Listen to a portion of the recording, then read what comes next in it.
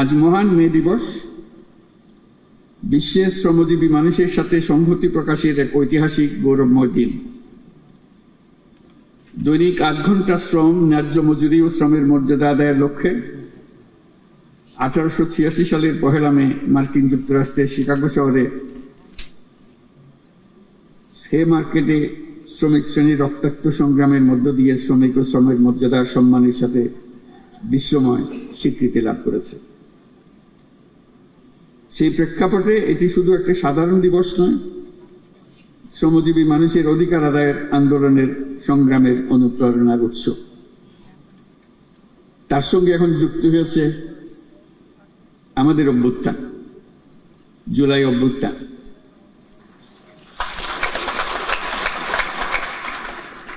এই জুলাই অভ্যুত্থানের কনটেক্সটে 1 মে আবার নতুন বার্তা নিয়ে আমাদের কাছে আসলো।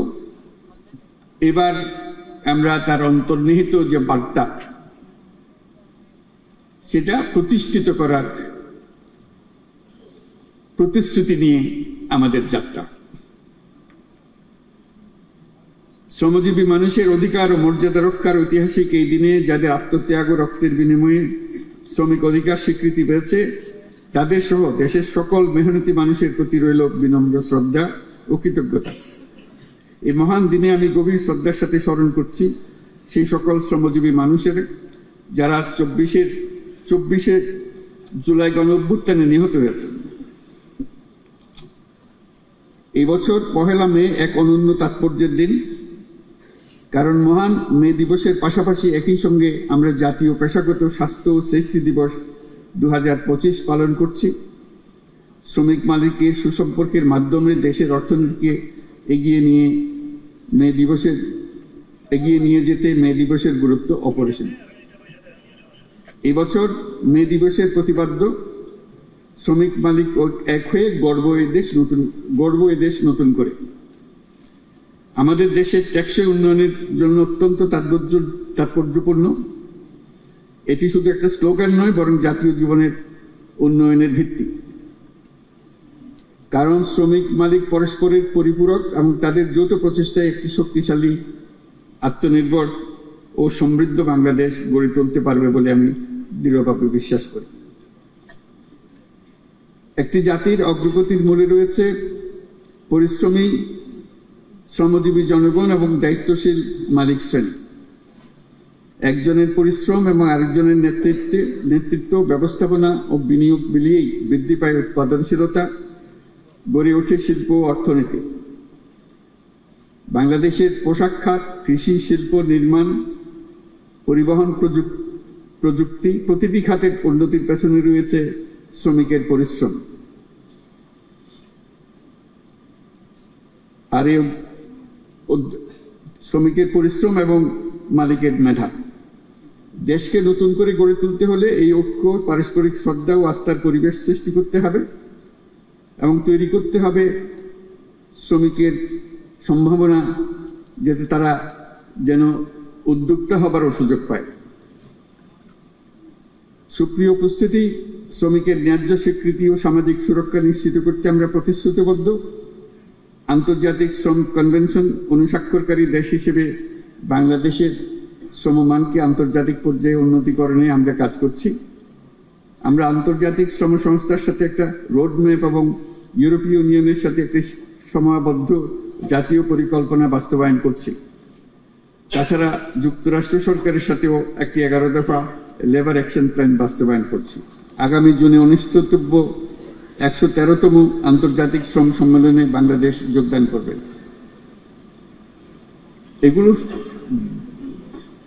বাদেও আসল জিনিস যেটা আমাদের নিজস্ব প্রতিশ্রুতি, আন্তর্জাতিকভাবে আমরা কি করলাম না করলাম সেটা তো হবেই, কিন্তু আমাদের নিজেদের প্রতিশ্রুতি হলো আমাদের এই কমিশনের সংস্কার কর্মসূচির রিপোর্ট এবং তাদের সুপারিশমালা। সেই সুপারিশমালাই হবে আমাদের লক্ষ্য, যেটা বাস্তবায়ন প্রতিটি অক্ষরে অক্ষরে যেন আমরা বাস্তবায়ন করতে পারি, সেদিকে অগ্রসর হবে। নিরাপদ ও স্বাস্থ্যকর কর্মপরিবেশ নিশ্চিত করা শুধু শ্রমিকের অধিকারই নয়, এটি শিল্প অর্থনীতির উন্নয়নের অন্যতম শর্ত। শ্রমিকের জীবনমানের উন্নয়ন হলে তা পুরো শিল্প খাত এবং দেশের অর্থনীতিতে প্রতিফলিত হয়। সেই লক্ষ্যে বর্তমান অন্তর্বর্তী সরকার ইতিমধ্যে শ্রমিকদের কল্যাণ ও নিরাপত্তা নিশ্চিত করতে বাংলাদেশ শ্রম আইন 2006 সংশোধন সহ বিভিন্ন পদক্ষেপ গ্রহণ করেছে। শিল্প বিরোধ এবং শ্রমিকদের অভিযোগ দ্রুত নিষ্পত্তির জন্য শ্রম আদালত কার্যক্রম আরো গতিশীল করা হয়েছে। সাম্প্রতিক সময়ে শ্রম আপিল ট্রাইব্যুনাল ও শ্রম আদালত সমূহ উল্লেখযোগ্য হারে মামলা নিষ্পত্তিতে সক্ষম হয়েছে। শ্রম আদালত সমূহকে আরো কার্যকরণের পাশাপাশি আমরা বিকল্প বিরোধ নিষ্পত্তি ব্যবস্থা অধিকতর শক্তিশালী করার উদ্যোগ নিয়েছি। শ্রম কর্মসংস্থান মন্ত্রণালয়ের আওতাধীন কেন্দ্রীয় তহবিলের মাধ্যমে তৈরি পোশাক খাতে এবং শ্রমিক কল্যাণ ফাউন্ডেশনের মাধ্যমে তৈরি পোশাক খাত ব্যতীত অন্যান্য খাতে কর্মরত দুর্ঘটনার শিকার শ্রমিক ও তাদের পরিবারকে এককালীন আর্থিক সুবিধা প্রদান করা হয়ে থাকে। এই সুবিধাকে আন্তর্জাতিকভাবে গ্রহণযোগ্য রূপ প্রদানের জন্য কর্মক্ষেত্রে নিহত ও আহত শ্রমিকদের ও তাদের পরিবারের অধিকার রক্ষায় শ্রম কর্মসংস্থান মন্ত্রণালয়ের ILO এর সহায়তায় শ্রমিকদের জন্য একটি সর্বজনীন এমপ্লয়মেন্ট ইনজুরি স্কিমের পাইলট প্রকল্প বর্তমানে বাস্তবায়ন আছে। অন্যান্য উদ্যোগের পাশাপাশি সারা দেশে 32টি শ্রম কল্যাণ কেন্দ্রের মাধ্যমে শ্রমজীবী মানুষের স্বাস্থ্যসেবা প্রদান করা হচ্ছে। শিশু শ্রম নিরসনের লক্ষ্যে নানামুখী উদ্যোগ গ্রহণ করা হয়েছে। এ পর্যন্ত 44টি সেক্টরে ন্যূনতম মজুরি নির্ধারণ করা হয়েছে। তাছাড়া নিরাপদ ও শোভন কর্ম, পরিবেশ বান্ধব প্রযুক্তি এবং দক্ষ জনশক্তি ব্যবহারের মাধ্যমে টেকসই উন্নয়নে অবদানের জন্য প্রতি বছর গ্রিন ফ্যাক্টরি অ্যাওয়ার্ড দেওয়া হচ্ছে। শ্রমিক মালিকদের সাথে দফায় দফায় আলোচনার মাধ্যমে শ্রম সন্তোষ বহুলাংশ কমিয়ে আনা সম্ভব হয়েছে। শ্রমিকের অধিকার রক্ষার পাশাপাশি শিল্পকেও বাঁচিয়ে রাখতে হবে। তাই যে সকল কারখানা ও প্রতিষ্ঠান বকেয়া বেতন থাকায় শ্রম অসন্তোষ তৈরির উপক্রম হয়েছিল, সেখানে আলোচনার মাধ্যমে যৌক্তিক পর্যায়ে বকেয়া পরিশোধের মাধ্যমে শিল্প কর্মপরিবেশ সচল রাখা হয়েছে। একটি দেশ কেবলমাত্র সমৃদ্ধ হয় যখন তার শ্রমিকেরা নিরাপদ ও সুষ্ঠু পরিবেশে কাজ করতে পারে, মালিকরা তাদের শ্রমের যথাযথ মূল্যায়ন করতে পারে।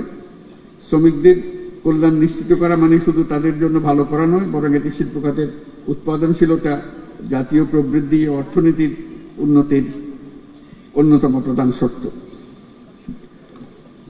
এই দেশকে নতুন করে গড়ে তুলতে হলে ঐক্য, পারস্পরিক শ্রদ্ধা এবং আস্থার পরিবেশ সৃষ্টি করতে হবে।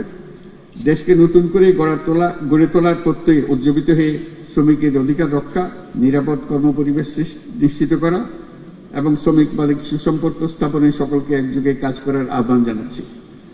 আমরা যদি ঐক্য ও সহযোগিতার ধারা অব্যাহত রাখি, তাহলে জুলাই আগস্টের ছাত্র শ্রমিক জনতার গণ অভ্যুত্থানের মাধ্যমে বৈষম্যহীন নতুন বাংলাদেশ গড়ার স্বপ্ন শুধু স্বপ্ন নয়, বাস্তব হবে। বাংলাদেশ অত্যন্ত শ্রমঘন দেশ বিদায় শ্রমিকের অধিকারকে সর্বোচ্চ গুরুত্ব দিয়ে কাজ করতে হবে। আমাদের অনেক দূর পথ পাড়ি দিতে হবে। বিভিন্ন প্রশিক্ষণ ও কর্মসূচি গ্রহণের মাধ্যমে অদক্ষ শ্রমিকদের দক্ষ শ্রমিকে রূপান্তরিত করতে হবে।